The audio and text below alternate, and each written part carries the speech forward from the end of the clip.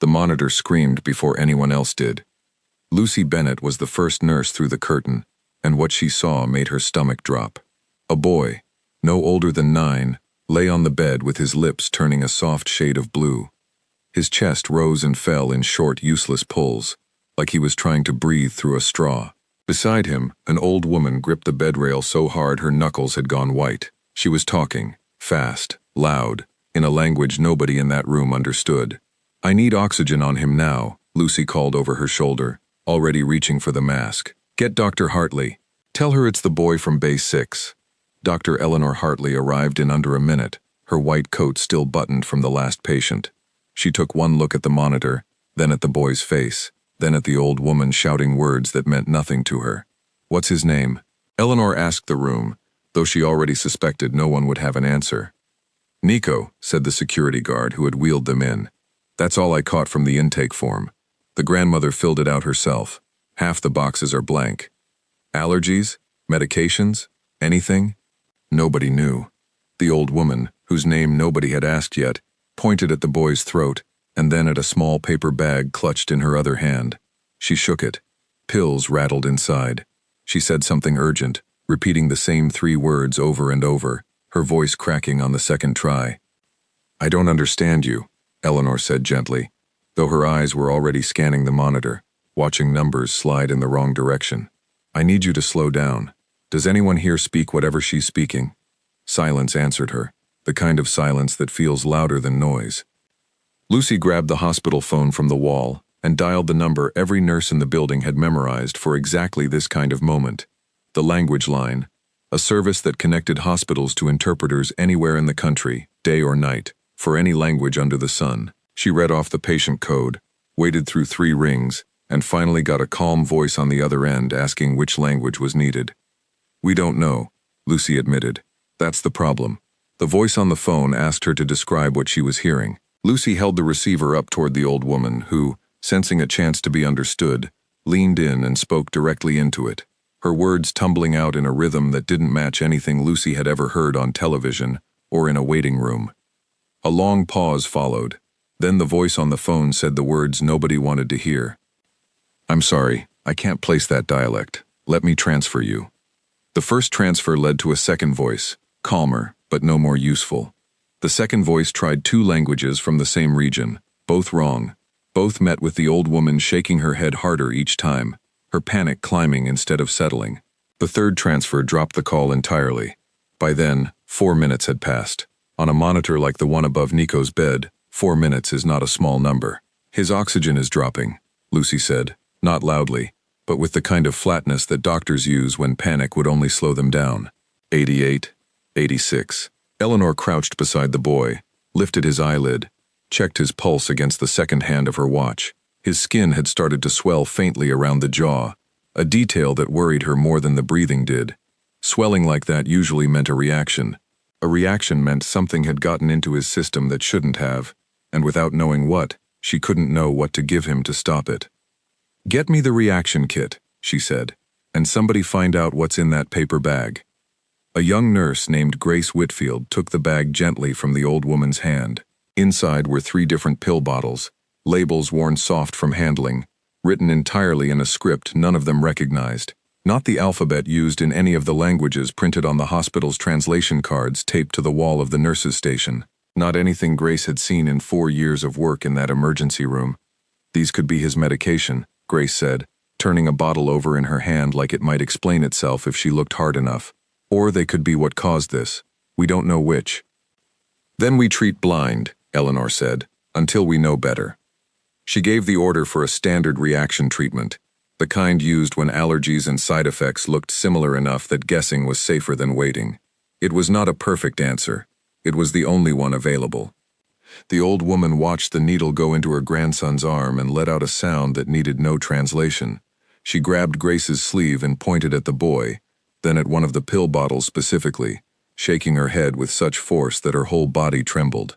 She was trying to say something important. Everyone in the room could feel it. Nobody could understand it.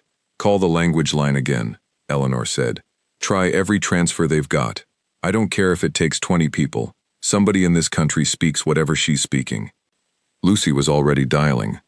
The second call connected to an interpreter who claimed confidence, spoke for nearly a full minute, and then admitted, almost apologetically, that the words coming through the phone weren't matching what they expected. The old woman had stopped looking at the phone and started looking only at her grandson, her free hand resting on his chest like she could hold his breathing steady through touch alone. The reaction medication wasn't working the way it should have. Eleanor checked the monitor again, doing the math in her head that doctors learn to do without wanting to. The boy's oxygen had crept back up 2 points, then stalled. Stalling was not the same as recovering. Stalling meant they were running out of time to find the real answer instead of the safe guess. "Try a different region," Eleanor said. "Try anything close. We need to know what's in those bottles before he gets worse, not after." Lucy nodded, already redialing, her finger steady, even though her hand was not. The fourth interpreter lasted 30 seconds before admitting defeat. The fifth thought she recognized a few scattered words, enough to guess that the old woman was talking about a hospital visit in another country, but not enough to say what kind of visit or why it mattered now. The sixth call connected to a man who spoke 3 languages fluently and none of them right, and he said so honestly, without wasting anyone's time, which Eleanor appreciated even as her patience wore thinner with every passing minute.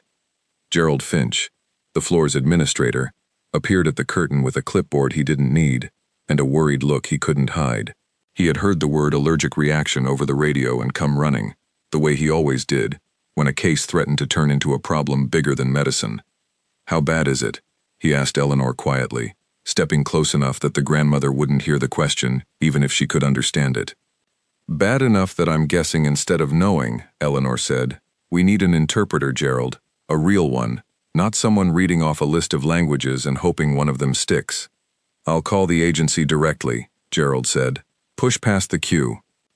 He stepped away, phone already pressed to his ear, while behind him, the old woman kept her eyes fixed on her grandson's face, watching the rise and fall of his chest, the way a person watches a candle in the wind, afraid to look away even for a second.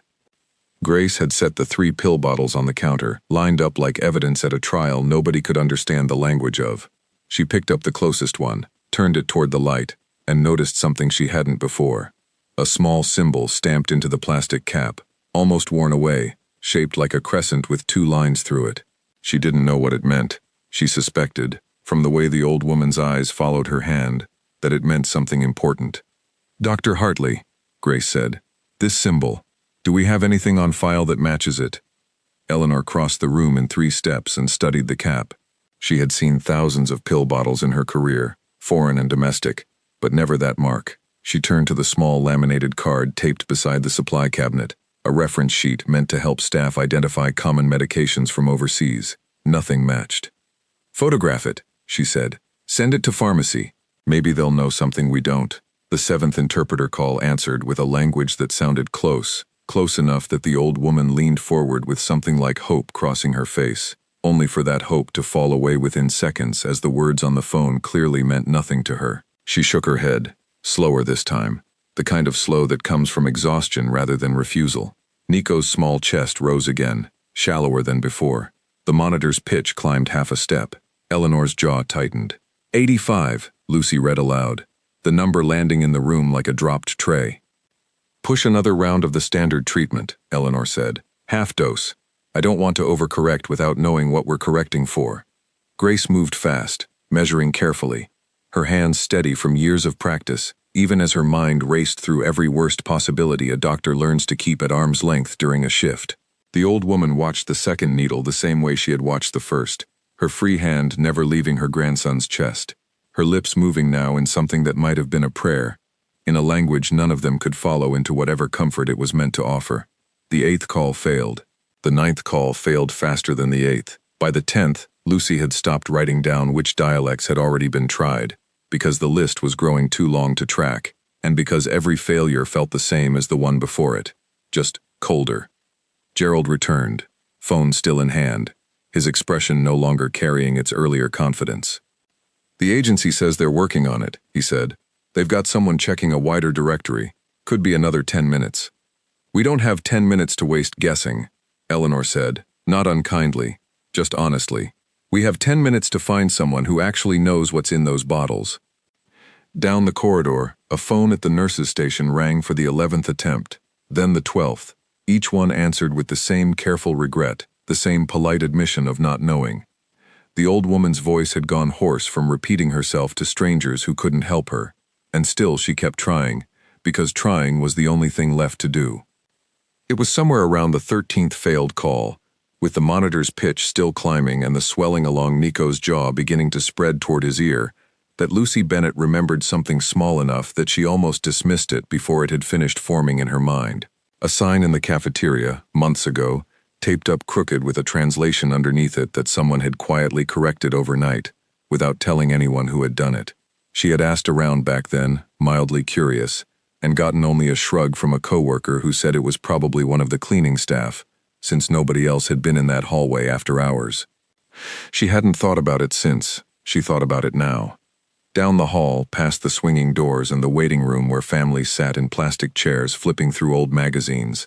None of them yet knew how many more calls it would take before the right voice answered. None of them yet knew that the answer wasn't waiting on the other end of a phone line at all. It was 3 floors down, pushing a mop bucket past the cafeteria, exactly where it had been every morning for the last 11 years. Lucy didn't wait to explain herself. She grabbed the nearest phone and dialed security directly, skipping the front desk entirely. "This is Lucy Bennett in the emergency department," she said, the words coming out faster than she meant them to. "I need someone to find the night cleaning staff. There's a man, older, works the south wing most mornings. I don't know his name. Somebody fixed a sign in the cafeteria once, in a foreign language, and I think it might have been him." The voice on the other end sounded confused, understandably so. Hospitals didn't usually get emergency calls asking for a janitor. "Ma'am, I'm not sure that's—" "A child is dying," Lucy said, cutting him off, her voice steady but sharp enough to end the conversation. "I don't care how strange it sounds. Find him. Now."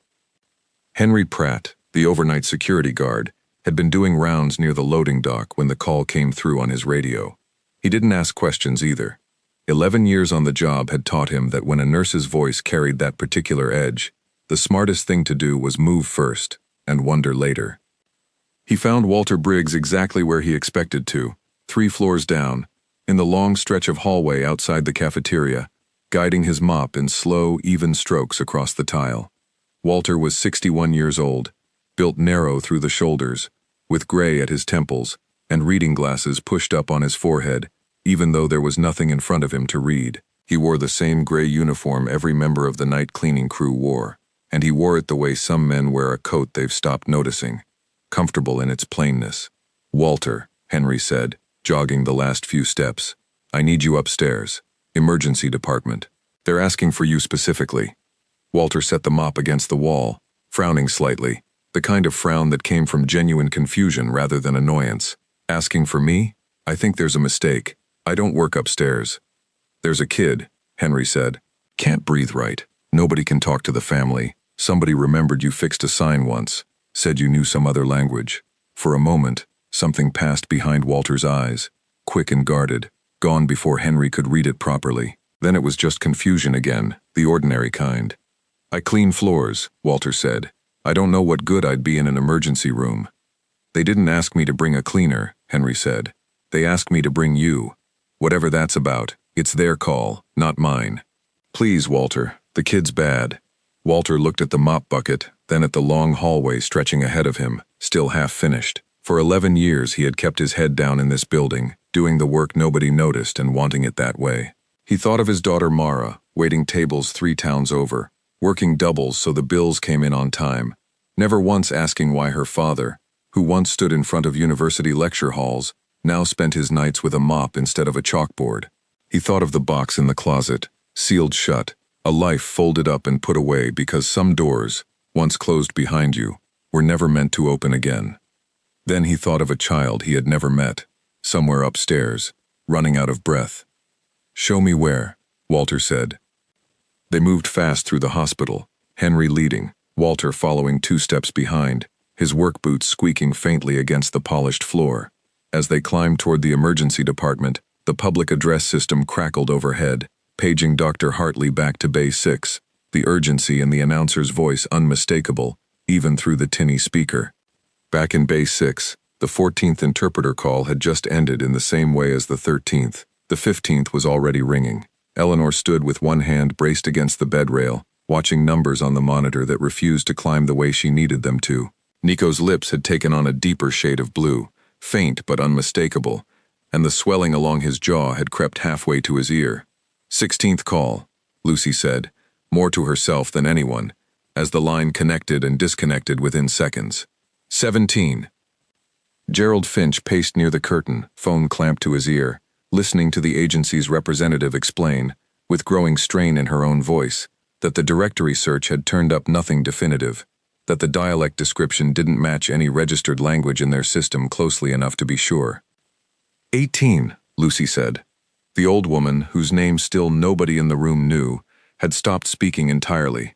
She sat with her hand pressed flat against her grandson's chest, feeling each shallow breath beneath her palm, her eyes closed now, as though watching had become too painful, and feeling was the only thing she had left. 19, Lucy said, and even her voice had gone thin. The 20th call lasted barely 10 seconds before the line went dead on the other end. No apology, no transfer, just silence where a voice should have been. 20, Lucy said, and set the phone down, her hand no longer steady at all. It was at that exact moment, with the 20th call dying in her ear, and Eleanor reaching for a second dose she wasn't fully confident in, that the curtain pulled back, and Henry stepped through, slightly out of breath, with a gray uniformed man standing just behind him. "This is Walter," Henry said. "From the cleaning staff. He might be able to help." Eleanor turned, and for half a second her expression carried the same confusion Walter's had carried minutes earlier in the hallway. A janitor, standing in the middle of a crisis that had already defeated 20 professional interpreters. It made no sense. There wasn't time to question whether it made sense. "Can you understand her?" Eleanor asked, gesturing toward the old woman without taking her eyes off Walter's face. "Whatever she's speaking?" Walter stepped closer to the bed, slowly, the way a person approaches something fragile. He looked at the old woman first, not the boy, and said 4 quiet words. The old woman's eyes opened. She stared at him, then at his uniform, then back at his face, as though trying to reconcile the two things in front of her. Then she answered him, the words spilling out fast and broken, relief and panic tangled together in the same breath. Walter listened, nodding once, twice, his expression sharpening with each word she gave him. "What is she saying?" Eleanor asked, careful to keep her voice low, sensing instinctively that whatever was happening needed room to breathe. "She says he had a procedure 2 weeks ago, before they came here," Walter said, his voice calm in a way that didn't match the chaos around him. "Some kind of dental surgery. They gave him medicine for the pain and for infection. She thinks it's the infection medicine. She says he's had a reaction like this before, when he was small, to something similar. She kept trying to tell people, but nobody understood the word for it." "Which bottle?" Eleanor asked, already reaching for the 3 lined up on the counter. Walter spoke again, and the old woman pointed without hesitation at the bottle with the crescent symbol stamped into its cap, the one Grace had photographed and sent to pharmacy with no answer yet returned. "That one," Walter said. "She's certain." Eleanor's mind moved fast, cross-referencing the shape of the reaction, the timeline, the swelling pattern, against what she now finally had. A real answer instead of a guess. It matched. It matched well enough that for the first time since the boy had been wheeled through the doors, she felt the particular relief of a doctor who finally understood what she was fighting instead of fighting blind. "Grace, I need the correct counter-treatment, not the standard kit," Eleanor said, already moving. "This isn't a generic reaction. It's a known sensitivity to a specific antibiotic family. Pull the right one." Grace moved instantly, her hands no longer guessing but acting with purpose. Walter knelt beside the old woman, speaking to her in a low, steady voice, and whatever he said made her shoulders drop for the first time since she had arrived. She reached out and gripped his hand, the gray sleeve of his uniform now damp from where her own hands had been pressed against her grandson's chest for the better part of an hour. "Tell her it's going to be all right," Eleanor said, then paused, correcting herself. "No. Tell her we finally know what we're treating. That's more honest, and she deserves honest." Walter translated it exactly that way, and the old woman nodded slowly, her eyes wet, but no longer frantic.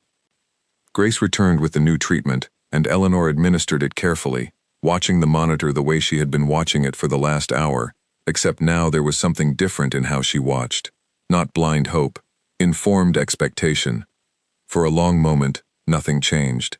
The room held its breath the way rooms do in the space between an action and its result, that narrow stretch of time where everyone present becomes, briefly, the same kind of helpless.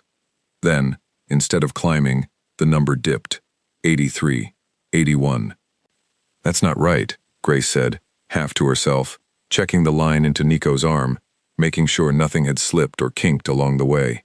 It should be responding by now.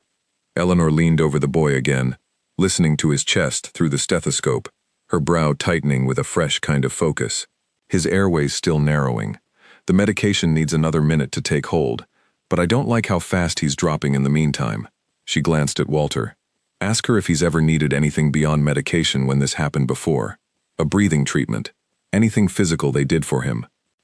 Walter asked, and the old woman answered quickly this time, her hand miming something over her own chest, pressing and releasing in a steady rhythm. She says a doctor in their country used a small machine, Walter said, something that helped him breathe directly, not just medicine. She doesn't know the word for it in English. She's describing the shape with her hands. A nebulizer, Eleanor said, already reaching for the equipment hanging beside the bed. That tracks.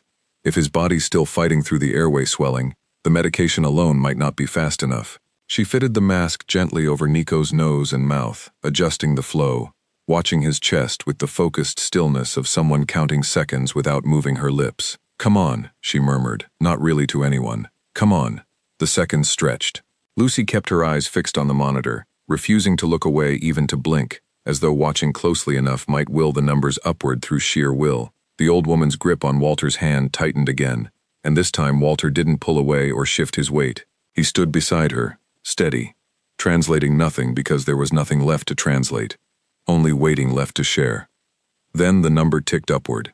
86, 88, 90. Lucy let out a breath she hadn't realized she was holding. Grace allowed herself a small, exhausted smile. The old woman pressed her forehead against the back of her grandson's hand and stayed there, unmoving, while Walter remained kneeling beside her, no longer translating, just present, the way a person stays present after a storm has passed but before anyone fully trusts that it's truly over. 93, Lucy said, and this time her voice carried something other than dread. Eleanor straightened, finally letting her shoulders drop from where they had been locked near her ears for the better part of an hour. She looked at Walter properly for the first time, taking in the gray uniform, the mop-worn hands, the calm voice that had cut through 20 failed phone calls like it was nothing at all. How many languages do you speak? She asked, the question slipping out, before she could decide whether it was appropriate to ask. Walter hesitated, glancing down at the old woman's hand still wrapped around his own. Enough to be useful tonight, he said. That's what matters right now, isn't it? Before Eleanor could press further, the intercom overhead crackled to life again, this time with a different kind of urgency in the dispatcher's voice, the kind reserved for announcements nobody in a hospital wants to hear at the start of a shift that already felt impossibly long. All available staff to the emergency entrance, multiple incoming, bus collision on the interstate, estimated 12 to 15 patients, several reported foreign nationals among the injured. Repeat, all available staff to the emergency entrance immediately. Eleanor closed her eyes for half a second, the way a person does when the universe seems determined to test exactly how much one night can hold. Then she opened them and looked at Walter, who was already rising to his feet, the old woman's hand slipping gently from his. I should go, Walter said quietly. Back to my floor, I've already… No, Eleanor said, and the word carried no room for argument. Around them, the emergency department shifted gears with the kind of practice speed that only comes from drills repeated until they stop feeling like drills. Gurneys were wheeled out from storage rooms. Curtains were pulled back and tied off to clear the aisle. Grace was already moving toward the supply closet, pulling extra gloves and gauze into a cart, her earlier exhaustion replaced by the focused momentum that emergencies demand whether a person feels ready or not. Lucy passed close to Eleanor, her voice low and quick. 12 to 15 patients. If even half of them don't speak English, we just went from one impossible case to a dozen. Eleanor didn't answer right away. She was looking at Walter, who stood near the foot of the bed, his hand still resting lightly on the rail where the old woman's fingers had been moments before. There was something in his posture that hadn't been there in the hallway with Henry, something that looked less like reluctance now and more like a man doing quiet arithmetic in his head, weighing what staying might cost against what leaving would mean for whoever came through those doors next. "You don't have to stay," Eleanor said, softer now, giving him the choice she hadn't given him a moment ago. "I won't pretend I have the authority to keep you here against your will. You're not hospital staff. Tonight already asked more of you than anyone should expect from someone who came up here to mop a hallway." Walter looked toward the curtain, beyond which the sound of wheels and raised voices was already building, the unmistakable noise of a building bracing for impact. Then he looked back at the boy on the bed, breathing easier now, his color returning in slow, steady degrees, the old woman beside him no longer gripping the rail like it might be the last solid thing in the world. "There's a difference between not being asked and not being needed," Walter said. "I think I just learned which one tonight actually was."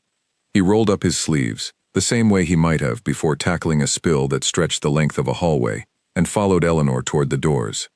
The first gurney came through less than 90 seconds later, wheeled fast by two paramedics speaking over each other in clipped, urgent bursts, and behind it came a second, then a third, the entrance filling quickly with the particular chaos of an emergency room, absorbing more than it was built to hold at once. Voices rose in every direction, some in English, many not, a tangle of pain and confusion and fear spilling out across the linoleum, faster than any single doctor or nurse could sort through alone. Walter stood just inside the doors for one breath, two, taking in the scope of what had just rolled into the building. A man near the wall held a bandage to his own head, repeating a single word that nobody around him could place.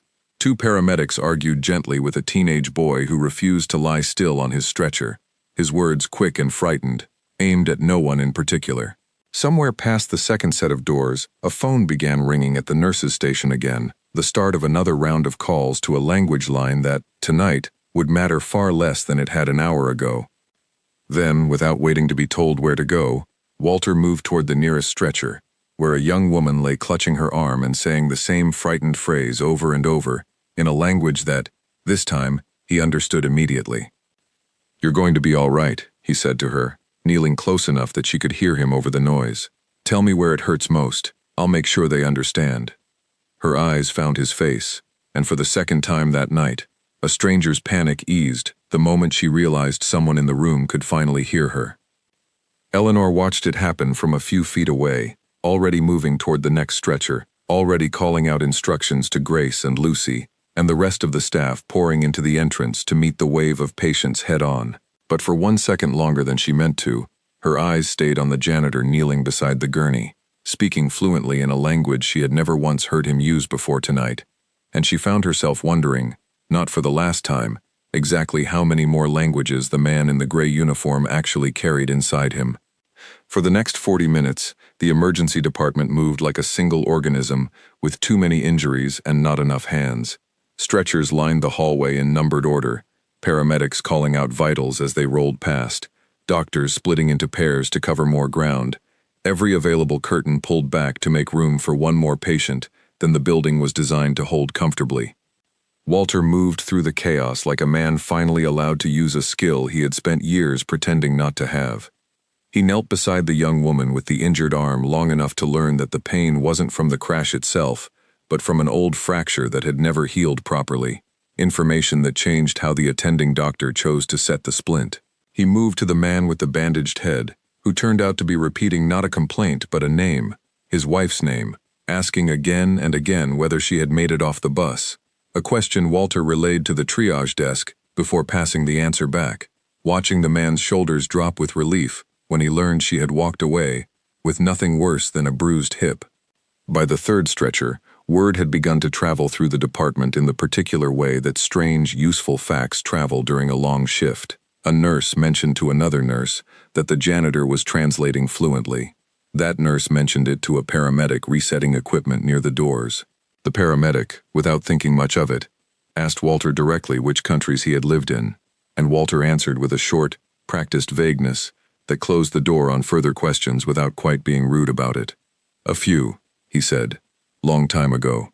The paramedic let it go, too busy to press, and moved on to the next task. But Gerald Finch, standing near the admissions desk with his clipboard now full of names he was struggling to spell correctly, had overheard the exchange, and something about it settled into his memory the way odd details sometimes do, waiting for a quieter moment to be examined properly. The real test came almost an hour into the chaos, when a stretcher rolled through carrying a man in his 40s, his leg bent at an angle that made two of the newer nurses look away on instinct. He was conscious, which made things both better and worse. Conscious enough to understand exactly how much trouble he was in, and conscious enough to argue, loudly, and in a language none of the surgical team recognized, against whatever they were trying to tell him. "He needs to go up for surgery immediately," the attending surgeon said, a tall man named Oliver Drake who rarely raised his voice, and was raising it now. "The leg circulation is compromised. We don't have time to negotiate." The patient kept shaking his head, kept repeating the same phrase, kept trying to push himself upright against the hands holding him steady on the stretcher. Walter arrived at a half-jog, drawn by the volume of the argument, and listened for only a few seconds before understanding the shape of the problem.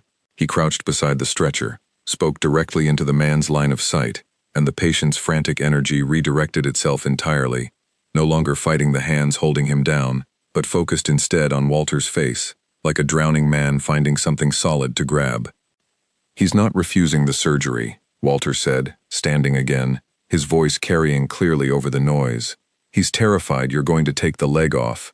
Someone in his family lost a limb in a hospital once. Somewhere else. Somewhere he doesn't trust. He thinks that's what's happening here." "Tell him that's not the plan," Oliver said. "Tell him we're trying to save the leg, not remove it.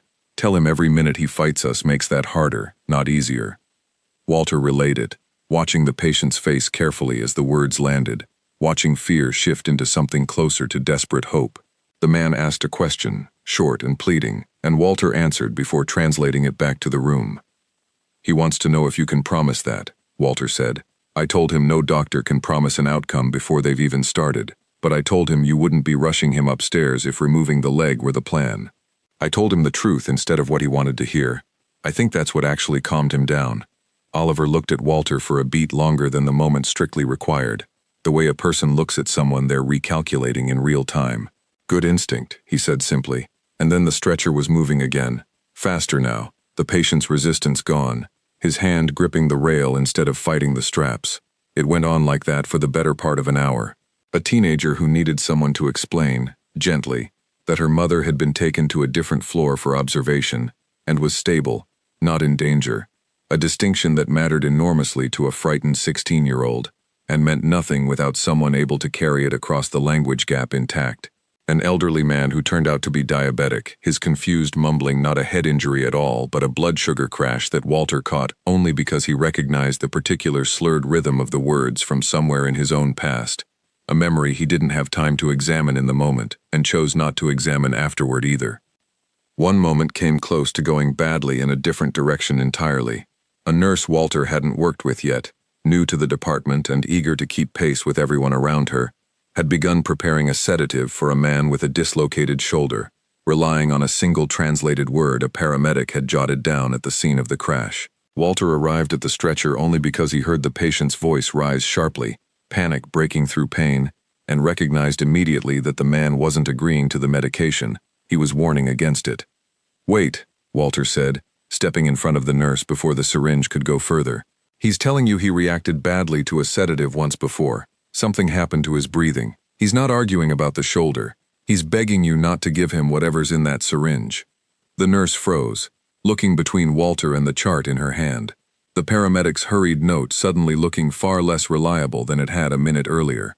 "The handoff sheet just said he was agitated," she said. "Nothing about a reaction history." "Ask him directly," Walter said. "He'll tell you exactly what happened if someone finally lets him." The patient answered in a rush once given the chance, describing a hospital visit years earlier where a similar medication had closed his throat the same way the antibiotic had closed Nico's hours before, an old fear surfacing the moment he recognized the shape of what was about to happen to him again.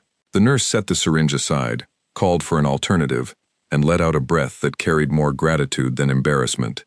"Thank you," she said to Walter, meaning it plainly. "I almost—" "You didn't," Walter said. "That's what matters."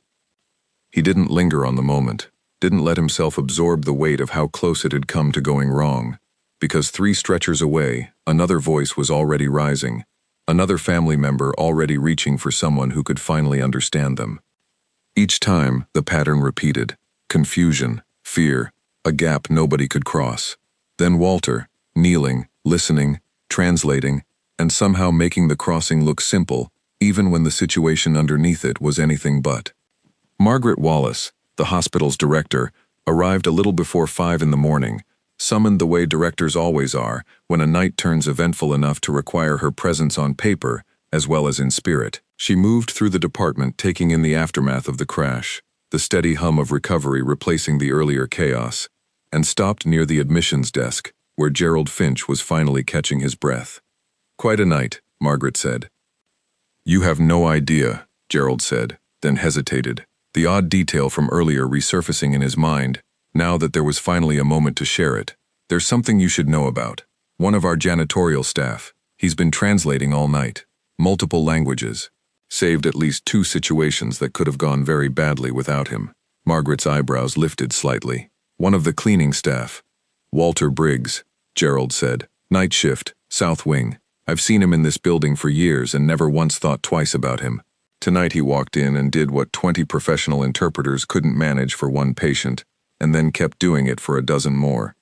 During a brief lull, Gerald slipped away to the small administrative office behind the nurses' station and pulled up Walter's personnel file on the computer, more out of curiosity than any official need. The file was thin. A start date 11 years earlier. A short employment history listing 2 prior cleaning jobs in nearby towns, neither lasting more than a year before the next began. No emergency contact beyond a daughter's phone number. No notes, no flags. Nothing that explained how a man who could apparently navigate half a dozen languages had spent over a decade content to let his file say nothing more interesting than reliable and punctual. Gerald sat back in the chair, frowning at the screen. People didn't usually arrive with skills like that and choose silence on purpose. Either Walter had never been asked the right question in 11 years, which seemed unlikely given how observant most of the long-term staff tended to be about each other, or he had been asked plenty of times and had simply gotten very good at not answering. He closed the file without printing it, telling himself there was nothing here worth following up on tonight, even as some quieter part of him filed the thinness of that record away for later, the same way Lucy had filed away a crooked sign in a cafeteria months earlier, waiting for the right emergency to make it useful. Margaret looked across the department, scanning the rows of curtains until she found him, still in his gray uniform, kneeling beside a stretcher near the far wall, speaking quietly to an elderly woman whose hands were shaking less now than they had been when the paramedics first wheeled her in. There was nothing remarkable about his posture, nothing that announced itself. He simply looked like a man doing a job he understood completely, which was, in its own way, the most remarkable thing about him. "Find out everything you can about him," Margaret said, quietly. "I want to understand how a man with that ability ends up mopping floors in my hospital for 11 years without anyone noticing." Gerald nodded and made a note, though even as he wrote it down, something about the instruction made him uneasy in a way he couldn't quite name. There was a difference between curiosity and intrusion, and he wasn't yet certain which side of that line Margaret's request fell on. Margaret didn't wait for Gerald's research before approaching Walter herself. She crossed the department once the worst of the activity had thinned, waiting until he had finished with the elderly woman and risen from his crouch, his knees clearly protesting after so many hours spent low to the ground beside one stretcher after another. "Mr. Briggs," she said, "I'm Margaret Wallace. I run this hospital." "I know who you are," Walter said. "I've cleaned your office for years. You keep a photograph of a sailboat on the shelf behind your desk." Margaret allowed herself a small, surprised laugh. "That's accurate, though I suspect you already knew it would unsettle me slightly to hear it said back." "Maybe a little," Walter admitted, and something in his tone suggested he didn't mind the unsettling. "I won't waste your time," Margaret said. "What you did tonight wasn't a coincidence of skill. That was years of fluency, the kind people build through study and immersion, not the kind people pick up from a phrase book. I'd like to understand how that fluency ended up here, in this building, unused, for over a decade." Walter's expression didn't change much, but something behind it closed, gently and without hostility, the way a door closes when someone simply doesn't want the cold air coming in. "With respect," he said, "tonight was about a boy breathing easier and a dozen frightened people finally being heard. I'd rather it stay that." Not a conversation about where I came from. I understand wanting that, Margaret said. But I'd be doing this hospital a disservice if I didn't at least ask whether you'd consider using what you have more often than just emergencies that catch us by surprise. I'll think about it, Walter said, which both of them understood was not quite the same as agreeing. Margaret studied him a moment longer, the early light through the windows catching the gray in his hair, the lines around his eyes that suggested years, carried rather than years counted. Can I ask you one more thing, and you can tell me to mind my own business? Walter inclined his head slightly, neither agreeing nor refusing. 11 years, Margaret said. That's a long time to keep something this large folded up small enough to carry without anyone noticing the shape of it. Was it worth it? Whatever kept you quiet all this time? Walter considered the question longer than he considered most things, his eyes drifting toward the window where the parking lot lights were beginning to lose their glow against the brightening sky. Some days, he said finally. Other days I think I was just tired. And tired men convince themselves quiet is the same as safe. Tonight made me wonder if I confused the two for longer than I should have. Margaret didn't push further, recognizing in him the particular firmness of a man who had already decided where his boundaries sat and wasn't interested in negotiating them at 5 in the morning after the hardest shift of his life. She thanked him, sincerely, and walked back toward the admissions desk, already turning over in her mind exactly how to approach the question again later, more carefully, when exhaustion wasn't doing half the talking for him. By the time the sun came up properly over the parking lot, the worst of the crash patients had been moved upstairs, stabilized, sorted into the long process of recovery that would carry on without needing Walter's particular skill anymore. The emergency department exhaled, the way it always did after a night like that, the noise settling into something closer to its usual rhythm. Walter found himself standing near the entrance, his uniform stained in places it hadn't been at the start of his shift, his hands finally still after hours of motion. Eleanor approached him there, holding 2 cups of coffee, offering one without ceremony. You didn't have to do any of that, she said. Not the boy. Not what came after. No, Walter agreed, taking the cup. I didn't. Why did you? Walter looked out through the glass doors at the gray morning light settling over the parking lot, the kind of light that comes after a long night, neither bright nor dark, just honest. Because I spent a long time believing what I used to be didn't matter anymore, he said. Tonight reminded me it still does, whether I wanted the reminder or not. Eleanor didn't press further, sensing the same boundary Margaret had sensed minutes earlier, the quiet edge of something Walter wasn't ready to walk past yet. Instead, she simply nodded and let the silence sit between them, comfortable enough for the moment. Across the waiting room, a man Walter didn't recognize lowered his phone after finishing a photograph he hadn't been asked to take. He wore a visitor's badge clipped to a jacket too formal for 5 in the morning, and he studied the screen for a long moment, his thumb moving slowly across the glass, before slipping the phone into his pocket and walking out through the sliding doors into the gray light without a word to anyone.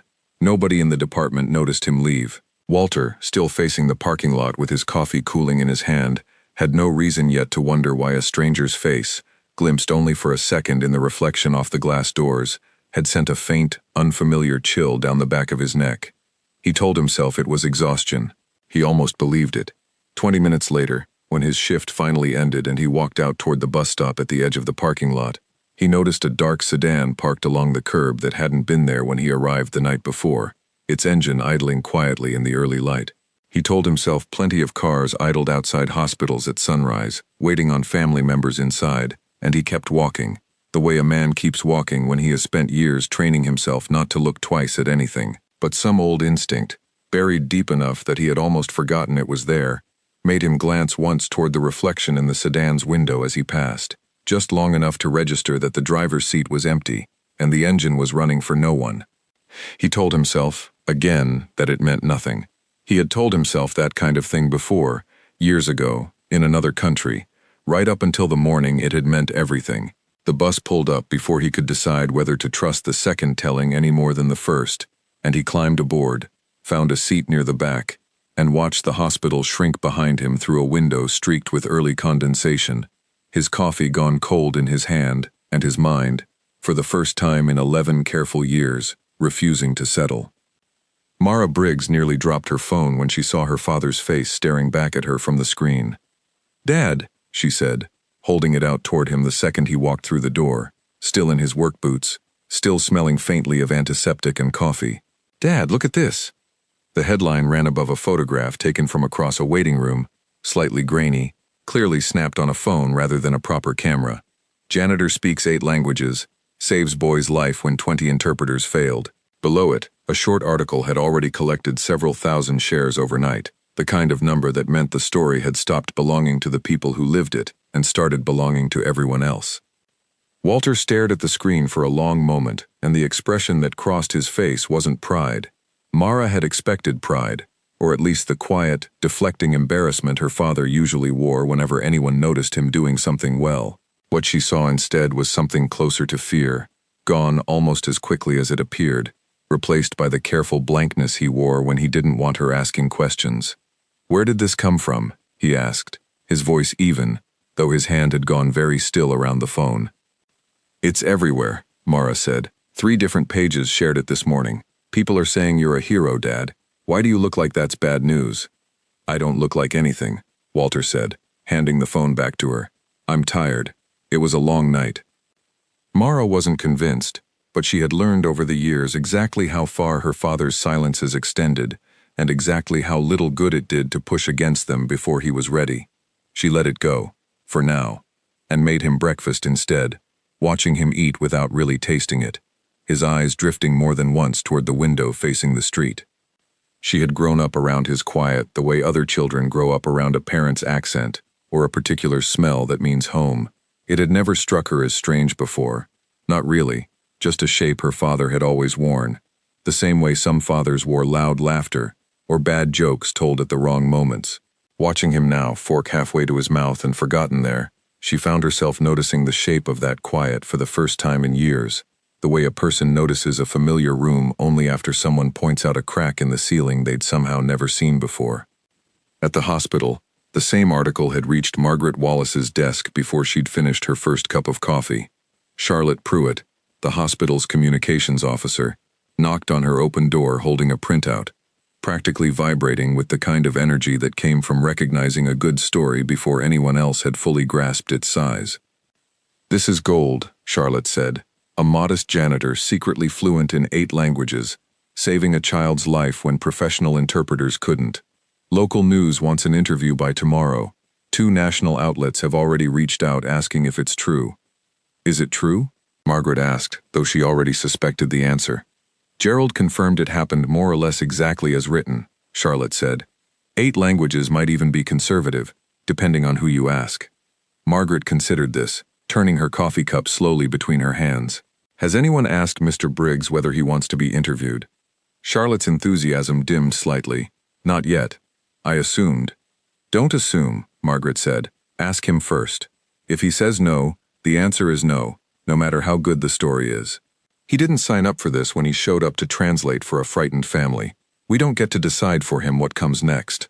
Charlotte nodded, chastened but understanding, and left to draft a careful, respectful message rather than the eager press release she had clearly been composing in her head moments earlier. She found Walter near the supply closet an hour later, debating for a moment whether to interrupt him at all before deciding the kinder thing was to simply ask. "I won't pretend there isn't a story here," she said. "But it's your story, not the hospital's, and you don't owe anyone an interview just because a photo traveled further than anyone expected it to." Walter studied her for a moment, the wariness in his expression softening slightly at the plainness of the offer. "Thank you for asking instead of assuming," he said. "I'd rather things stay quiet. I'm not built for the kind of attention this seems to want to give me." "Then it stays quiet," Charlotte said. "I'll handle the outlets. You handle your shift." She meant it kindly, and it was kindly received, though neither of them yet understood that the quiet she was promising had already slipped past her control sometime overnight, traveling through screens and shares to places far beyond anything a hospital communications office could manage. By mid-afternoon, Walter had received 3 separate calls he didn't answer, and a knock on his apartment door from a young man holding a notepad who introduced himself as a freelance reporter, before Walter quietly but firmly closed the door without inviting him in. Earlier that same afternoon, before any of the calls began, Teresa had come looking for him at the hospital, walking slowly, with Nico's hand held tightly in her own, the boy's color fully returned, his breathing easy, a small bandage on his arm, the only visible reminder of the night before. A nurse pointed them toward the cleaning supply closet near the south wing, and they found Walter there, restocking a cart, his sleeves rolled up, his mind clearly somewhere else entirely. Nico ran the last few steps and wrapped his arms around Walter's waist before anyone could say a word, and for a moment Walter simply stood there, one hand resting lightly on the boy's head, something easing in his shoulders that had nothing to do with translation or language at all. Teresa spoke softly, and Walter translated her words for the benefit of the nurse standing nearby, though his voice carried a roughness it hadn't carried the night before. She says she will never forget this. She says her grandson is alive because of one man who happened to be in the right hallway at the right hour, and she will tell that story for the rest of her life. Tell her the right hallway found him, because she never stopped trying, Walter said back to Teresa, in her own language this time, the nurse watching the exchange without understanding a word of it, but understanding everything in the way both their faces softened. Tell her that mattered more than anything I did. Teresa pressed something small into his palm before she left, a worn coin from her own country, pressed warm from her hand into his, and said something brief that Walter didn't translate for anyone, tucking the coin into his pocket instead, his throat working for a moment before he managed to thank her properly, and watch them walk back down the hallway together, Nico waving until they turned the corner out of sight. He had carried that warmth with him for the rest of the afternoon, right up until the moment the freelance reporter's knock reminded him exactly how quickly warmth could curdle into something closer to dread. He stood in his small kitchen afterward, hands braced against the counter, breathing slower than the moment required, trying to talk himself back down from something Mara couldn't see and wouldn't have understood even if she could. He had spent 11 years building a life small enough that nobody looked at it twice. A name changed just enough to feel safe without feeling like a lie. A routine so unremarkable, it became its own kind of armor. He had told himself, somewhere in those 11 years, that the people who might still be looking for him had either stopped looking or stopped existing, that enough time and distance had passed to make the question irrelevant. A photograph shared a few thousand times had just made that comfortable assumption feel very fragile. He didn't tell Mara any of this. He made dinner instead, asked about her shift at the restaurant, listened to her complain good-naturedly about a customer who had sent back the same plate twice, for reasons that made no sense. It was an ordinary evening, deliberately so, the kind of evening Walter had spent 11 years protecting without ever explaining to his daughter exactly what he was protecting it from. The knock came a little after 9, 3 sharp raps against the door, different from the reporter's earlier knock, more deliberate, more patient. Mara reached the door first, the way she usually did, and opened it to find a man standing in the hallway light, neatly dressed in a dark coat despite the mild evening, his face calm in a way that gave nothing away. "I'm looking for Andre," the man said. Mara frowned. "I think you have the wrong apartment. There's no Andre here." "Andre Voss," the man said, his eyes moving past her shoulder toward the kitchen, where Walter had gone very still beside the stove, the wooden spoon in his hand forgotten halfway through stirring. "I believe he goes by Walter now." The kitchen went silent except for the faint sound of something simmering, forgotten, on the stove behind him. "Dad?" Mara turned, confusion plain on her face, looking between her father and the stranger in the doorway, as though trying to find the seam where one truth ended and another began. "Why is he calling you that?" Walter set the spoon down carefully, the careful motion of a man giving himself a few extra seconds to decide how much of his life was about to come apart in front of his daughter. "Mara," he said quietly, "go to your room for a few minutes." "Dad, what is happening?"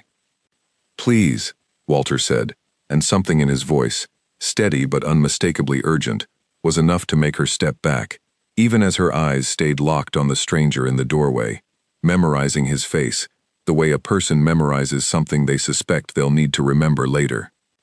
She didn't go far. She stopped just past the kitchen archway, close enough to hear, and neither man asked her to move further away, as though both of them understood, without saying so, that some truths couldn't be kept from her any longer regardless of where she stood. Walter crossed the small living room and stepped out into the hallway, pulling the door mostly closed behind him, leaving only a narrow gap through which Mara could still see 2 shapes standing close together under the dim light. "You shouldn't be here," Walter said, his voice dropping into something low and careful, a language Mara didn't recognize at all, sharp and unfamiliar. Nothing like the gentle tone she had heard him use with the old woman in the photograph circulating online. The stranger answered in the same language, calm, unhurried, the posture of a man who had rehearsed this conversation many times in his head, before finally having the chance to deliver it. Mara couldn't understand a single word, but she didn't need to understand the language to understand the shape of what was happening. Her father, a man who avoided attention so completely that she had once assumed he simply lacked the confidence for it, was standing in a hallway speaking fluently in a language she had never once heard from him in 22 years of being his daughter, to a stranger who somehow knew a name that wasn't the one written on every document she had ever seen associated with her own father. She pressed closer to the gap in the door, close enough now to see her father's face tighten with something that looked less like fear and more like grief surfacing after a long, careful burial. The stranger said something else, shorter this time, and reached into his coat, slow enough that it clearly wasn't meant to alarm anyone, producing a folded envelope, worn soft at the corners, the kind of object that had clearly traveled a long distance to arrive exactly where it was now. Walter looked at the envelope the way a person looks at something they have spent years convincing themselves they would never see again. He didn't take it immediately. His hand hovered near it, then drew back, then hovered again. "Who sent you?" he asked, this time in English, as though some part of him needed Mara to understand at least this much, even through the closed door. "Someone who has been looking for you for a very long time," the stranger said, also switching to English now, his accent faint but present, carrying the same careful weight as Walter's silence had carried for 11 years. "Someone who never stopped believing you were still alive, even after everyone else gave up." Mara's breath caught somewhere in her chest. Her father's shoulders, visible through the narrow gap in the door, had begun to shake very slightly, the way shoulders shake when a person is working hard to hold something back that refuses, finally, to be held.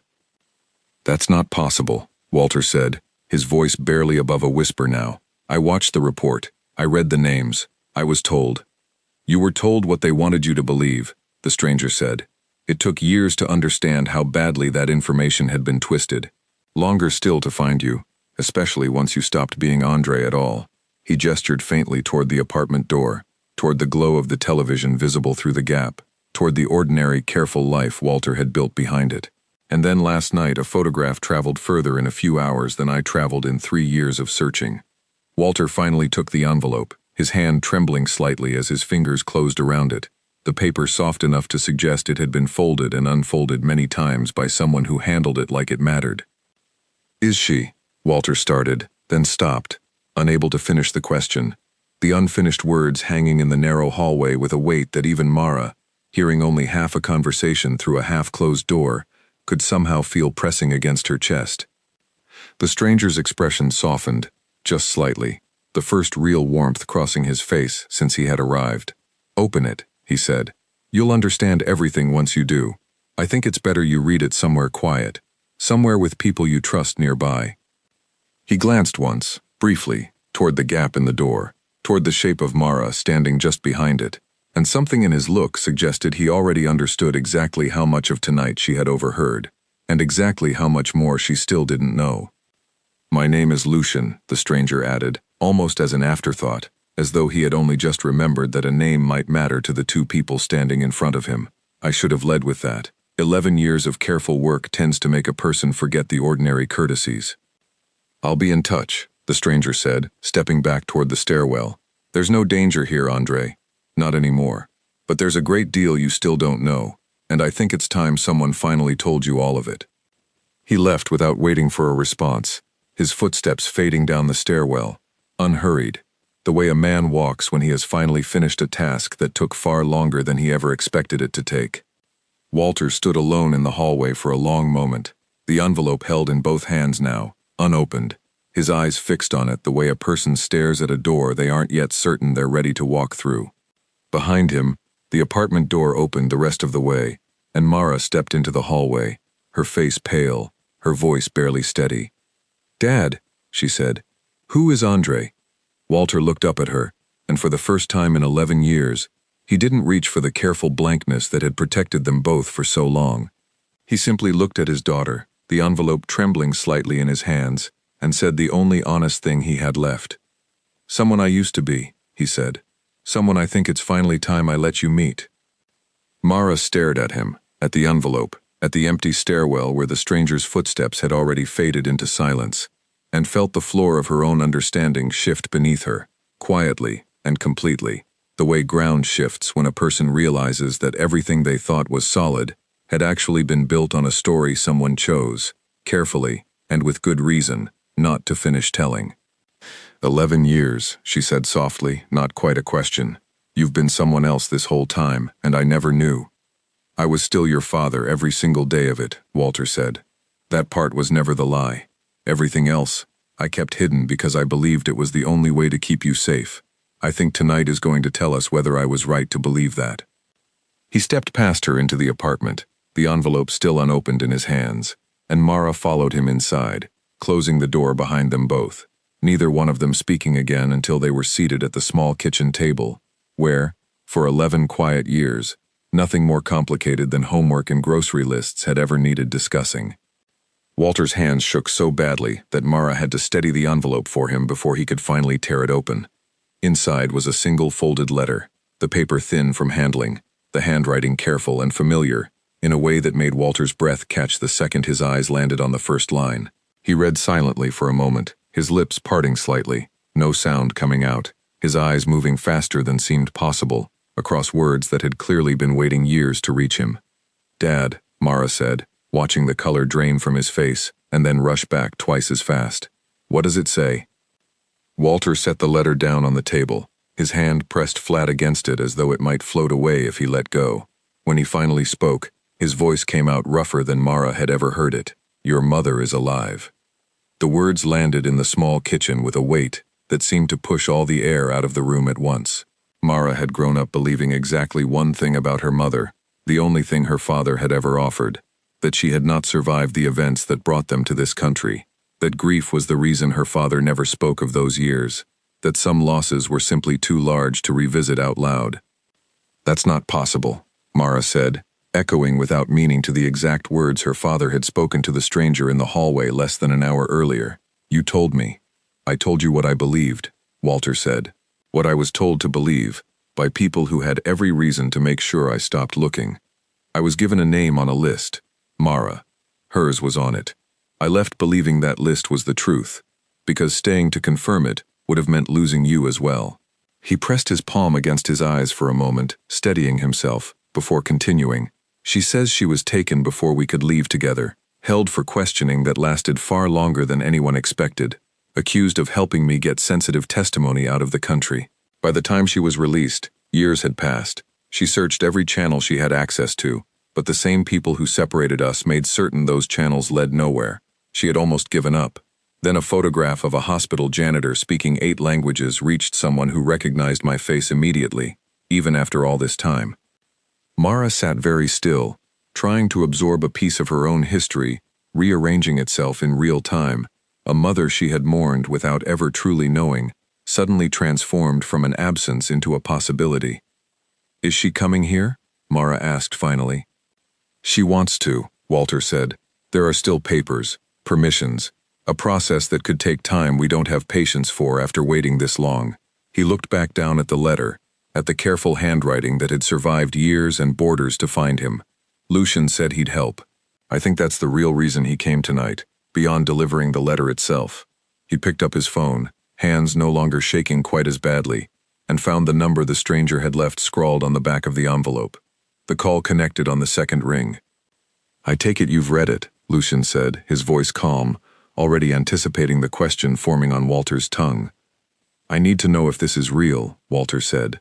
"I need to know before I let myself believe any of it." "It's real," Lucian said. "I verified it myself before I ever knocked on your door. I wouldn't have come otherwise. I know exactly what it costs a person to hope for something like this, and be wrong." Over the next 2 days, hope and uncertainty traded places more times than Walter could count.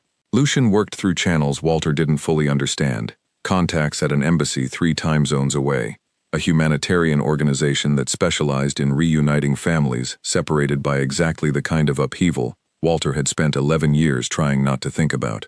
Each phone call brought either a small piece of progress or a frustrating delay, paperwork stalled by a missing stamp, a flight rebooked twice due to a visa processing error that took a full agonizing day to resolve. The worst of it came on the second evening, when Lucian called sounding far less certain than he had the day before. "There's a problem," he said, and Walter felt the floor tilt slightly beneath him at the words.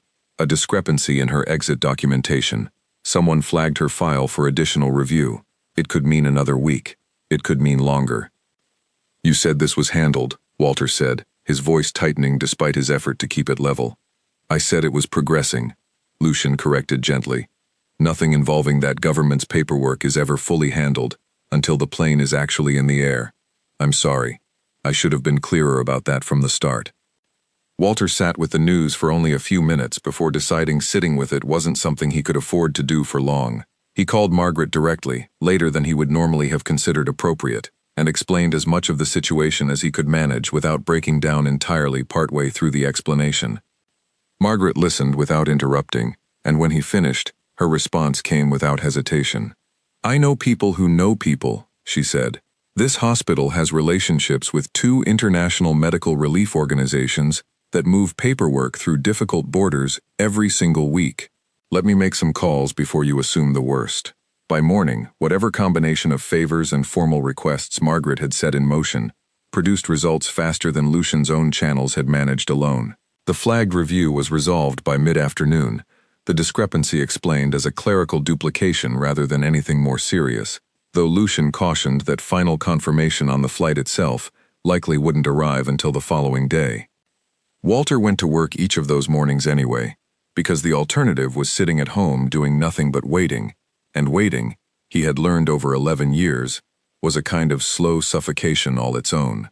Eleanor noticed the distraction in him almost immediately, the way his attention seemed to drift mid-conversation, his eyes flicking toward his phone every few minutes, like he was bracing for news that could arrive at any second. "You don't have to tell me," Eleanor said, catching him alone near the supply closet on the second morning. "But whatever it is, it's clearly enormous, and I'd rather you take the time you need than push through pretending it isn't." "It's enormous," Walter admitted, "good and terrifying in equal measure. I think I'll be able to explain it properly once I know how it ends." "Then I'll wait to ask," Eleanor said, and meant it, returning to her rounds without pressing further, the same quiet respect Margaret and Charlotte had already shown him in their own ways. On the third day, Lucian called with news that made Walter sit down hard on the edge of his bed, the phone pressed so tightly to his ear, and his knuckles ached. "She's cleared," Lucian said. "Every stamp, every signature. Her flight lands tomorrow evening." Walter didn't trust his own voice enough to answer right away. When he finally spoke, the words came out thinner than he intended. "Tomorrow." "Tomorrow," Lucian confirmed. "I'll send the flight details. I'd recommend bringing your daughter." The next evening arrived with the particular slowness that only matters to people waiting for something they have wanted for longer than they can properly measure. Walter and Mara stood near the arrivals gate 2 hours before the flight was due, then 90 minutes, then 60, watching the display board update in small increments that felt, to both of them, agonizingly insufficient. Walter had changed his shirt twice before leaving the apartment, a small, almost embarrassing detail he hadn't admitted to Mara, standing in front of the mirror trying to decide what a man was supposed to wear to meet a wife he hadn't seen in 11 years, as though the right collar might somehow soften 11 years into something easier to hold. In the end, he had settled on the plainest shirt in his closet, deciding that pretending to be anything other than exactly who he had become would only complicate a reunion that already carried enough complication of its own. Mara had been quieter than usual on the drive over, her hands twisting the strap of her bag the entire way, and Walter recognized in her silence an echo of his own nerves from years earlier, the particular fear that belongs only to people standing on the edge of getting back something they had already grieved. "What if she doesn't recognize me?" Mara asked quietly, somewhere around the 40-minute mark, voicing a fear she had clearly been holding back since the airport doors first slid open in front of them. "I was 11 the last time anyone who knew her saw me. I don't even remember her voice properly." "She'll recognize you," Walter said. "You have her stubbornness. I'd know that from across an ocean." Mara laughed despite herself, a small, surprised sound that eased some of the tension sitting heavy across her shoulders, and Walter reached over and squeezed her hand once, briefly, the way he hadn't done since she was small enough to need reminding that he was still there. The display board finally updated with the word landed beside the correct flight number, and something in Walter's chest seized so completely that for a moment he forgot how to breathe properly, the same forgetting he had once watched happen to a frightened boy in an emergency room weeks earlier, except this time the cause was hope instead of fear, and there was no monitor counting down the seconds, only the long, unbearable wait for a set of doors to finally slide open. The flight had come in on time, which felt to both of them like an unreasonable kindness after everything else that had gone sideways over the past 3 days. They watched the doors at the end of the arrivals corridor, every figure that emerged through them studied and discarded within seconds. None of them the right height, the right walk, the right anything. Then a woman stepped through the doors, slight and gray-haired in a way the years had clearly been unkind enough to cause, scanning the waiting crowd with an intensity that suggested she had pictured this exact moment more times than she could count, and was terrified, even now, that her imagination had gotten some crucial detail wrong. Her eyes found Walter first, and everything about her stillness broke at once. She crossed the distance between them faster than her age should have allowed, and Walter met her halfway, both of them saying nothing for a long moment, simply holding on, the kind of embrace that carries 11 years of separation inside it, and doesn't need a single word to explain what it's been waiting for. When they finally separated enough to look at each other properly, Helena turned toward Mara, her hand rising slightly, uncertain, toward a daughter who had grown from a frightened 11-year-old into a young woman she had never been allowed to watch becoming. "Mara," she said softly, testing the name like it might disappear if she said it too firmly. "Mom," Mara said, and the single word undid whatever composure either of them had been holding on to, pulling them both into an embrace that drew Walter back in as well, the three of them standing together in the middle of a crowded arrivals hall, indifferent to the strangers moving around them. 3 weeks later, Walter stood in a small office near the hospital's administration wing, a new badge clipped to a collared shirt instead of his old gray uniform, the title beneath his name reading Staff Interpreter and Patient Liaison. Margaret had offered the position the day after his shift with the bus crash patients, and he had finally accepted it, not out of any desire for recognition, but because Helena, upon hearing the whole story, had told him plainly that hiding the gift any longer would be its own kind of waste, now that hiding no longer served any purpose he still believed in. Lucy stopped by his office on his first official day, leaning against the doorframe with a grin she made no effort to hide. "Feels strange not seeing you with a mop," she said. "Good strange, but strange." "I left the mop in good hands," Walter said. "Frank's already complaining that the south wing floors don't shine the way I left them." "They never will," Lucy said. "You set an unreasonably high standard." Grace found him later that same afternoon, dropping by just long enough to tell him that the nurse who had nearly given the wrong sedative during the bus crash chaos had asked her to pass along a thank you she still hadn't worked up the courage to deliver in person. "She said you saved her from a mistake she would have carried around for the rest of her career," Grace said. "I told her you'd probably say it wasn't a big deal. Was I right?" "You were right," Walter said, smiling slightly. "Tell her it wasn't a big deal, and tell her I meant that, not just out of politeness." He kept one habit from his old life. Every morning, before his shift officially began, he walked the south wing once, past the cafeteria, past the long stretch of hallway he had mopped for 11 years, nodding to Frank Doyle, who had taken over his old route and still hadn't quite gotten used to being greeted, each morning, by a man who used to push the same cart he now pushed. "You don't have to keep doing this," Frank told him one morning, amused more than annoyed. "You've got an office now. A title. You could just walk past." "I could," Walter agreed. "But this hallway taught me more than most offices ever will. Seems wrong to stop visiting it just because I don't have to clean it anymore." Nico and Teresa visited twice more over the following months, once for a routine follow-up appointment, once simply because Nico had insisted on showing Walter a drawing he'd made of the hospital, complete with a small figure in a gray uniform standing beside a boy in a hospital bed, the two of them holding hands in crayon beneath a sun that took up nearly half the page.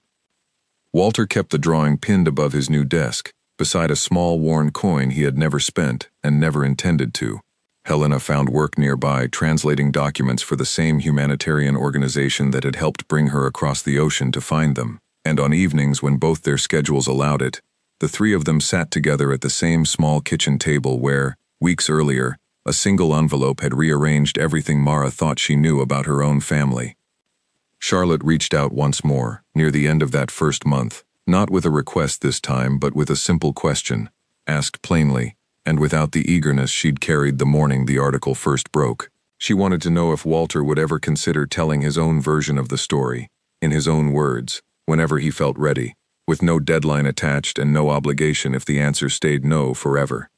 Walter thought about it longer than Charlotte expected him to, turning the question over the way he turned over most things that mattered. "Someday," he said finally, "not for the attention, for Nico maybe, so that when he's older and remembers a frightening night in a hospital, there's something more complete than a grainy photograph waiting for him to find." Charlotte nodded, didn't push for a date, and left it exactly where he'd set it down. On one of those ordinary evenings, Mara finally asked the question she had been carrying since the night the stranger first appeared in their hallway. "Are you ever going to tell me everything? Not just pieces, all of it?" Walter and Helena exchanged a glance, the kind of glance shared only by two people who had survived the same long separation and understood, without needing to say so, exactly how much their daughter deserved to finally hear. "Yes," Walter said, "tonight, if you're ready. It's not an easy story, but it's yours as much as it is ours, and you've waited long enough to own all of it." Sometimes, late at night, Walter would still catch himself listening for footsteps in the hallway outside their apartment, an old instinct slow to unlearn after 11 years of careful quiet. But the footsteps, when they came now, belonged only to neighbors heading home, ordinary and unremarkable, exactly the kind of sound a man could finally let himself stop fearing. He had spent over a decade believing that the safest version of himself was the one nobody noticed at all. It had taken one frightened boy, one impossible night, and 20 failed phone calls to prove, finally and completely, how wrong that belief had been.